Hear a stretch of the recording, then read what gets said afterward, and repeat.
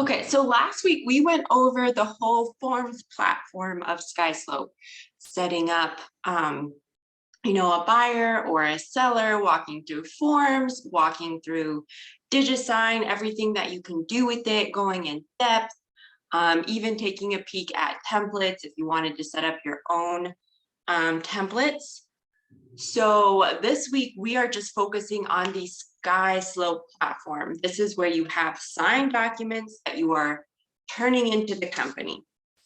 So again, if you are, I can send you the recording for last week. If you wanted to know more about forms, I can send you a recording walking through. I have a buyer step 1 to, closing.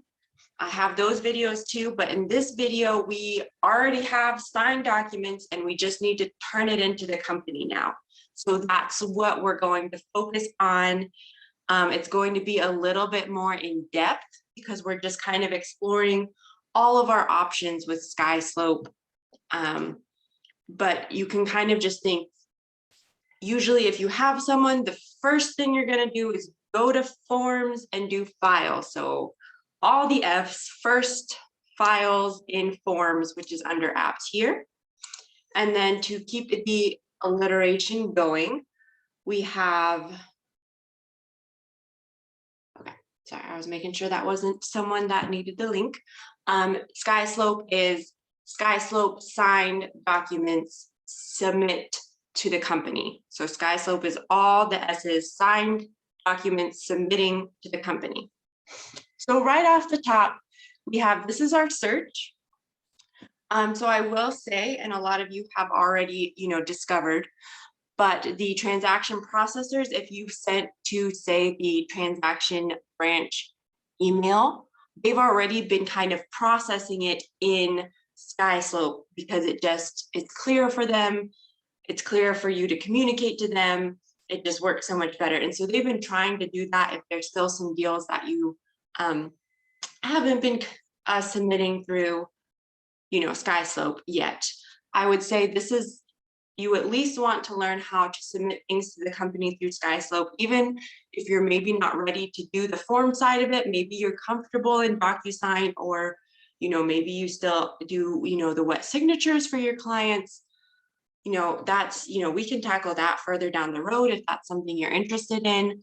But really the most important thing is making sure that we, know how to submit this paperwork to the company so that you guys can close and get paid and there's no hiccups or glitches. So you can search to see if you, a document, maybe, a file or something that you've already done could have been put in here already. You would just start typing in, the name of the street or whatever you want. And it would all kind of show up here, go to documents of all of these things. Again, when searching, less is more. So don't just, type in the exact 645 Chess Street, without giving it time to kind of think through. It's kind of best to just start typing in, maybe the name of the street, a bunch of stuff will pop up. The support, if you click on,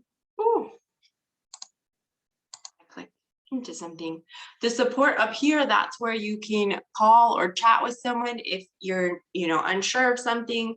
Of course, always call, text, email me. Both my stance, and I know SkySlope has said the same thing. If there's something that you can't figure out and it's just taking you a couple minutes, reach out to us, because we'd rather save you 30 minutes of trying to figure this out until it becomes more habit and more, natural and normal, because then, you wasting your time trying to figure this out. We would love to, guide you in the right direction on that. And then of course, this is your profile. Along the top, that's kind of just lets you know scheduled closing this month, how many, active you have in here. That's, listings, how many pending transactions closed this month. Expired escrow, that more so just means a pending transaction that's past its close date. That's what that means. And then expired listings would mean, a listing that's past its expiration date that hasn't been corrected. Down here, this is where manage transactions. You would see all your transactions that are in the works. We just click on this. You can see incomplete. So we're going to go through a transaction, and there's 3 steps. There's the transaction itself, where you're filling out the information on the transaction. You're filling out parties, all the parties involved, and you're filling out the commission, all the commission details for the company. And we will walk through that. But unless those 3 are filled out and submitted, it's going to be incomplete, and it's not going to be pending. Expired just means, we need to move back that date. But so if you see that incomplete there, that means that the 3 things that the company needs, basically what you would be putting on your sales report form that we don't have to do if we're using SkySlope, that's going to be there. Create, so this is if we have signed paperwork, we're ready to submit to the company. So we're going to create a transaction or a listing, and then manage listings over here. It is important to note, once you've gone into a listing,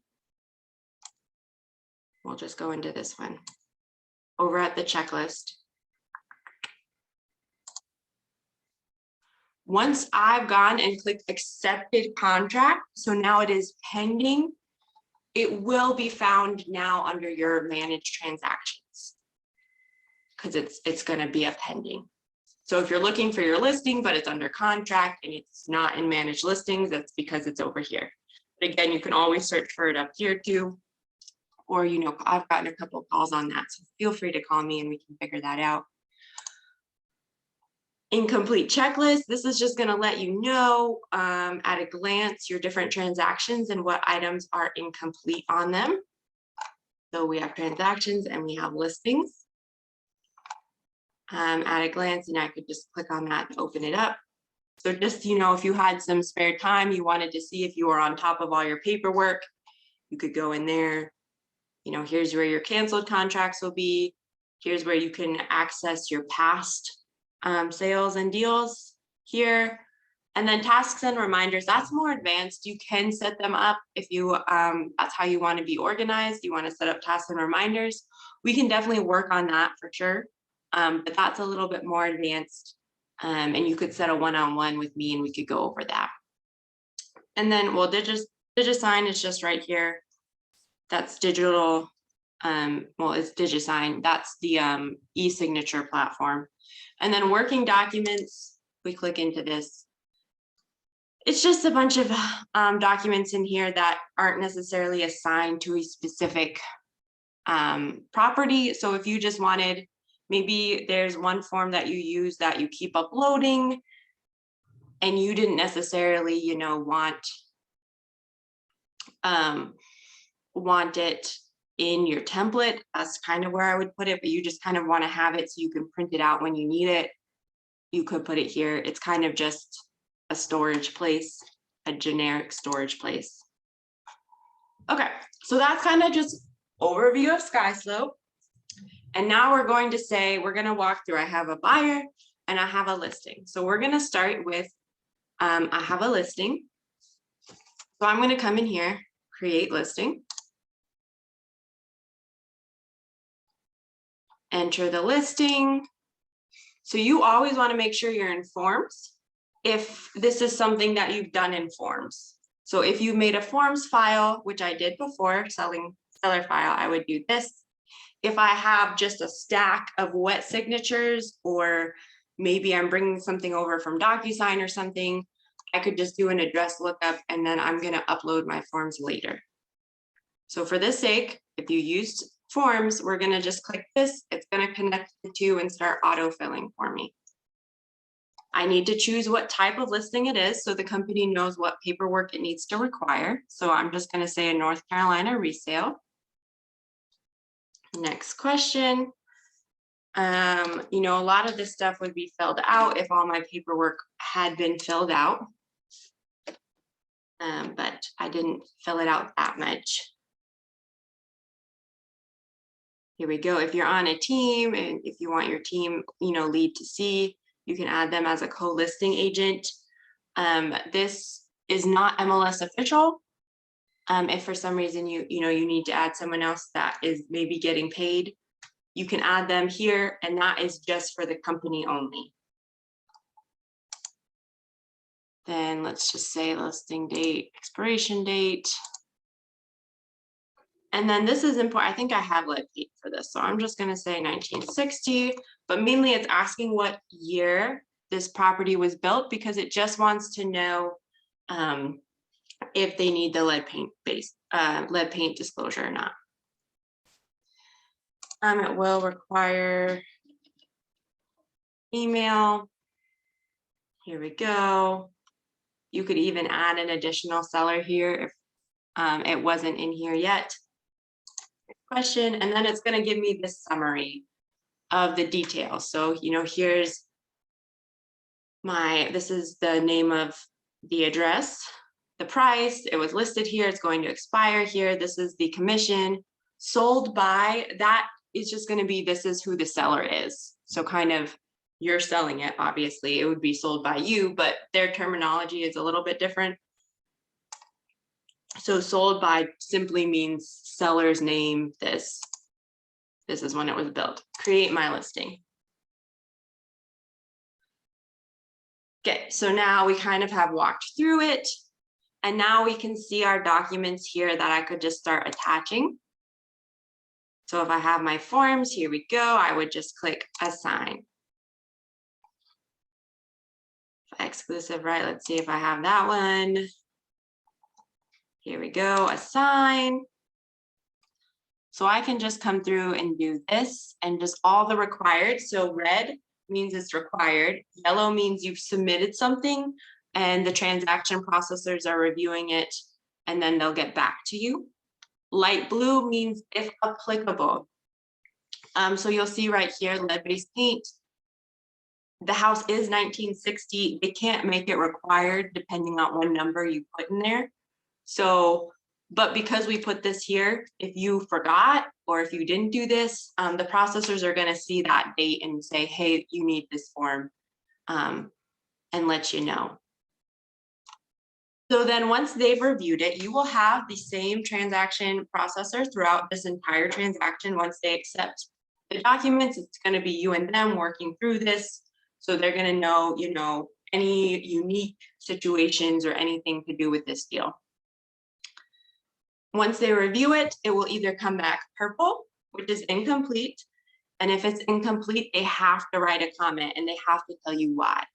So it could be, I'm missing a signature on page 3 or something. Or it can come back green, which means you are good to go. So ideally, when you come to look at your checklist, before something's closing, you want to just see all green and then, the light blue, of course, which is if applicable. So as we go down, and there is some, if you're, it's going to give you some specific stuff, accepted or waived if you have any questions. And then we just want to come down here, additional addenda, miscellaneous documents. We even have a spot for rejected offers. So if you want to just keep them kind of all together, you can put that there, termination documents. So additional addenda, miscellaneous documents, you can kind of put anything that you want in there. So just to explain, when we go to the document section, that's just where you can store files for this deal. The company isn't going to see anything unless it's attached, to a checklist. They're looking at the items attached to a checklist. So anything that you wanted them just to see that was additional or miscellaneous that you didn't know where it fit in here maybe, or there wasn't a specific slot, you can attach as many documents to this as you want to. And that's kind of your spot just to attach something that maybe didn't have a specific place. And by doing that generic term, it keeps that checklist from being, 40 options long just because they put in every single addenda that's possible and all of that stuff. So kind of just to keep the checklist condensed, they just have these spots here. If this item has not been, reviewed yet, I could just delete it. And, if I was like, oops, that's the wrong one, delete, add a different one. And then if I click on the paperclip, it's going to show me what document is attached. If there was more than one, if I did the paperclip, it would give me the options and then I could look at that. So let's just attach another one to this one just to show you for a second. We'll do like the base paint. So see here, the X kind of leaves. And again, they haven't reviewed it yet. If I click on that, I can see my 2 ones and be like, oops, this was wrong. And there we go, or I could look at them. Be careful of your pop-up blockers. That could prevent a document from popping up there. Okay, so that's kind of how we can just come here, go to red and attach it. If I go over to documents, so maybe you can see right here, these are the assigned ones, but maybe doing checklists, by the time I click, attach, I forget which required document I was on to know which one to attach. I can come in here and do mineral and oil and do assign if that's a little easier for me. And then I can do that and I can assign it here. So there are multiple ways to do this. If the other way you keep forgetting and have to that, it's annoying. You can do this where you can kind of see what you're attaching. Here, 210. And then of course I can go back to checklist and be like, okay, so I still need this, this, and this. Okay, so that's kind of, we talked a lot about the checklist. We can now see that this is attached. And this is if we were using forms. So we just attach those in. Now we have, okay, well, what if I just have a stack of documents that I just want to upload in? So if I do upload documents, I'm going to go to my desktop and I'm going to do, this is my contract, or no, this is my listing. I'm going to do open. So now I just did this whole document here. Actually, hold on.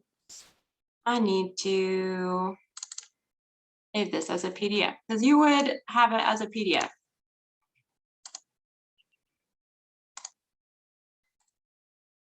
Okay, take 2.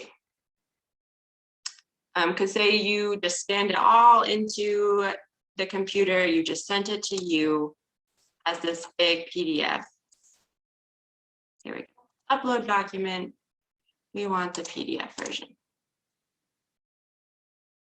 because it's going to give me the split option. So again, I can rotate anything that I need to. If they, maybe someone sent me a document and it's sideways, I could rotate it.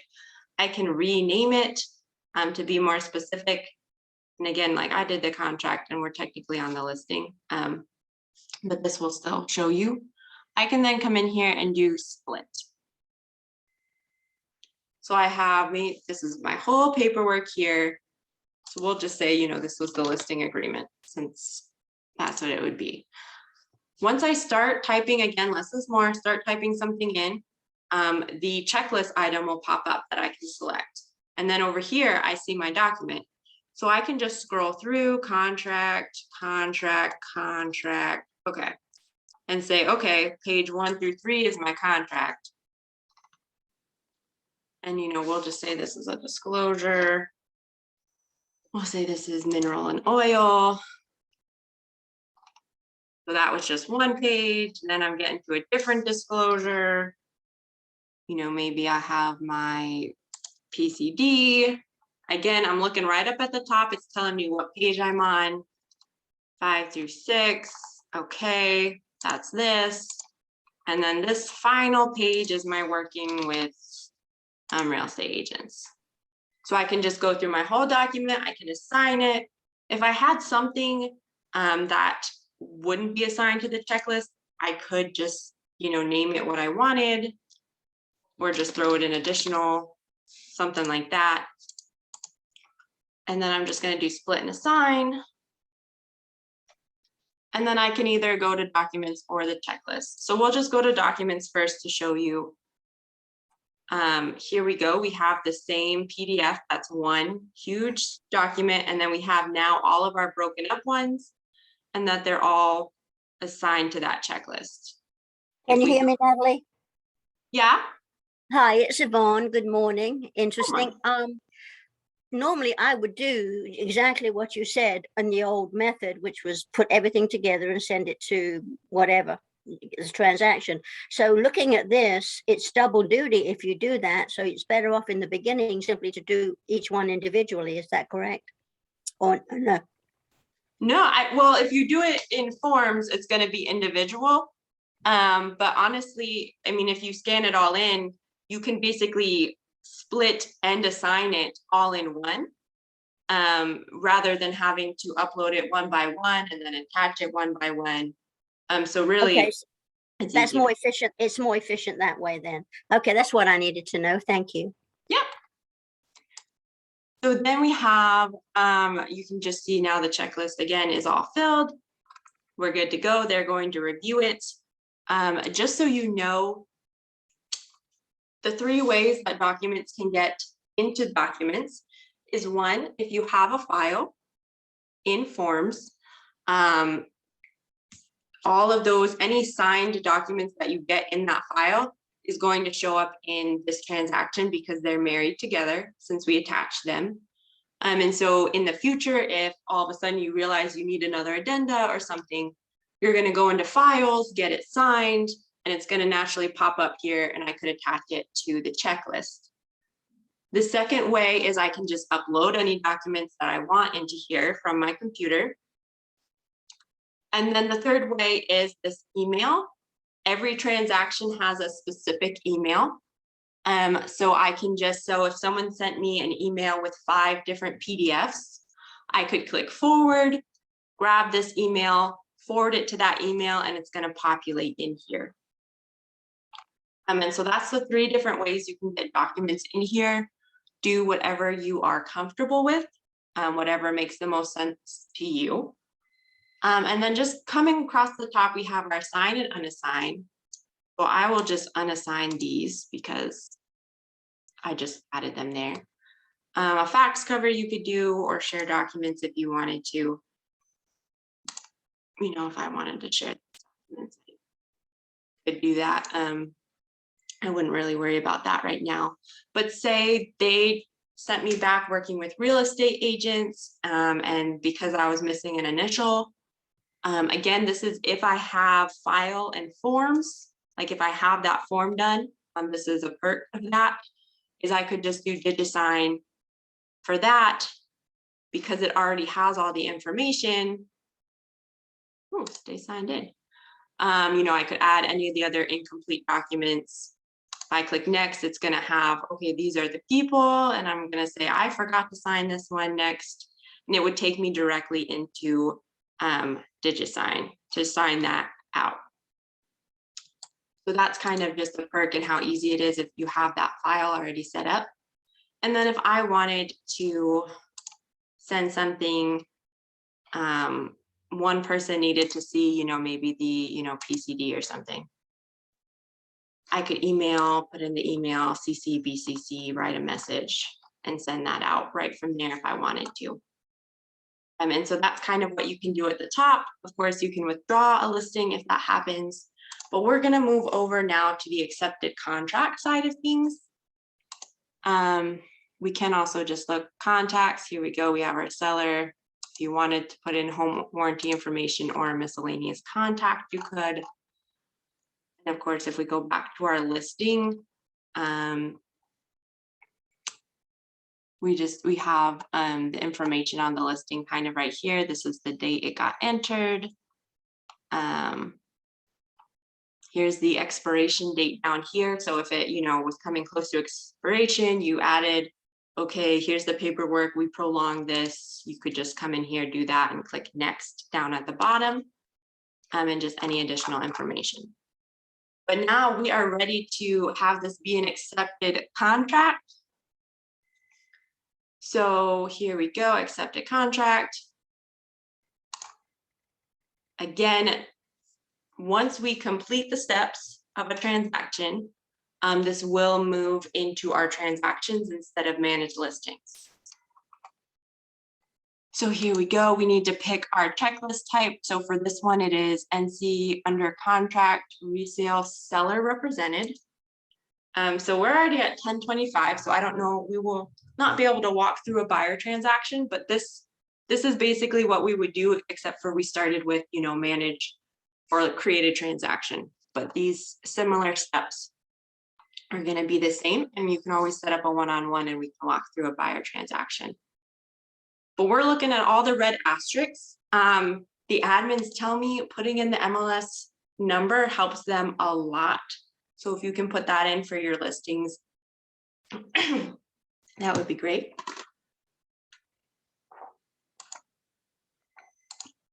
I can put the sale price in. I have another spot to put a co-listing agent if someone else needs to get paid on this deal. I can say we accepted it and we closed it. Sorry, I got like a tickle in my throat. Here we go. That's all the asterisks. I can then do next. So again, this is kind of like that sales report. I'm filling out the information about the deal. Now I need the contacts. Of course, ours is in here, but we need that purchaser. Testing buyer. All they really need to know is this guy's name. Oops, I double clicked that on accident. Now we see that turns into a green check mark. The last asterisk I have down here is the agent representing the other side. So I'm just going to put in my testing agent, and they actually need to know the company as well. That's something they're just required to have. And then we'll do save. So now we have our 3 check marks, which means the submit button is available. You could fill out any of this other information if you wanted to. That's just up to what you want to have in your file, what you know. But really, we have no more asterisks, red asterisks. We have our green go light check mark, and we do submit. And now commission. So we had the deal, the people involved in the deal. Now, how is the pay going to come out? So if it's a personal deal, you can do that there.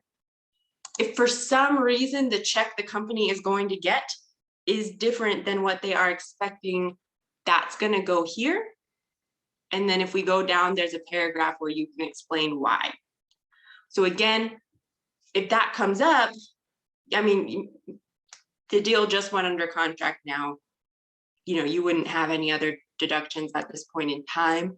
But if before it closes, something comes up, something happens, you can come in here and add that in. So that's why we like it. It's fluid, and you can, put it in before it closes to let people know and communicate to the processors.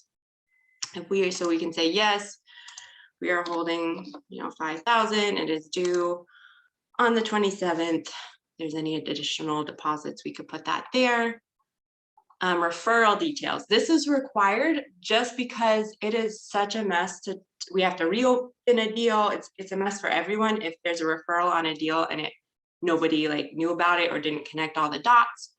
So it says no referral, but if you can just take one extra second just to be like, is there any referral on this deal that the company needs to know about? If not, no referral. If there is, come talk to me. I know we have paperwork explaining, if it's Tate to Tate, do this. If it's, all the different types of referrals, and we can kind of walk you through what you need to do. And again, the processors are going to help you out through it too. Here's just an open box for you to just communicate anything that's needed for this deal. And then if I had put a co-listing agent, they'd appear here. If we have, I'm not sure. I don't see anyone. If we have any teams, if your team name was here, then you would just put the dollar amount that you get here. And then commission breakdown down here is just if for some reason, maybe you used one of the new transaction coordinators, their name, the amount. I think they'd be doing that too for you. And then just if for some reason you're paying anybody else, maybe you were out of town and someone helped you with inspections or something, you could put their name in and the amount. It's just letting the company know if anyone else is getting paid on this deal, they can do it that down here. And then once all those red asterisks are filled out, I'm going to submit. So up to this point, if I stopped, it would be like an incomplete transaction. I'm now submitting and it's going to go pending. And now I'm going to get my checklist for the sale side, the closing side. And then down here, I can still see all my listing documents, checklists, and add anything in that I was missing there. And then we'll still have the same documents. You get the log and the tasks and any additional property if you wanted. But that's basically what you do, and checklists and documents works the same for, on the buy side as on the listing side, but I can just attach the documents needed here, copy of deposited earnest money. We still have that miscellaneous documents, additional addenda, additional provisions addenda, we still have a couple of those spots open if something needs to get put in there. And then of course our signed closing completed 210 if that was needed. The referral agreement is here if that's needed. And then of course the termination. And so that's submitting it into the company right there. If you kind of just, if that was, a lot, you just want, sit me down, let's go 1, 2, 3, we can do that. But this was just meant to be a more intensive, this is SkySlope, this is kind of everything you can do with it in regards to submitting it into the company, and just some of the perks of, getting stuff in there, that PDF splitter, and then just what you're putting in communicates to the company in regards to, these first couple of apps. So it is a little bit past 10:30. I apologize. I'm running a little late. Any questions before we wrap this up? Let me make sure. All right. Again, really the first time you're submitting something, testing it out is great. And as long as you put test in, the company is, will know not to actually process it. But when you have your deal and you're submitting it in, and you just start getting in those habits, it's going to start clicking. It's kind of just like a new car. A lot of the same options are there, just a little different spots. And it's just going to be clear with how the transaction coordinators communicate to you. Documents are not going to fall through the crack because you put your email subject different than what it should be. Processors aren't going to say they're missing a document that you're convinced you sent, because it's all going to be right here for both of you to look at this checklist, look at your documents, communicate, and then just make sure you're ready to close so you do not get a delay in getting paid for this closing, because people want to close and get paid. So yeah, and I am here to support you. We have lots of videos out there, and definitely if you have questions while you're going through this, just text, call me, send me an email, or even we can walk through putting in your first transaction together as well. All right, I hope you have a lovely Monday. Thanks, Natalie. Bye.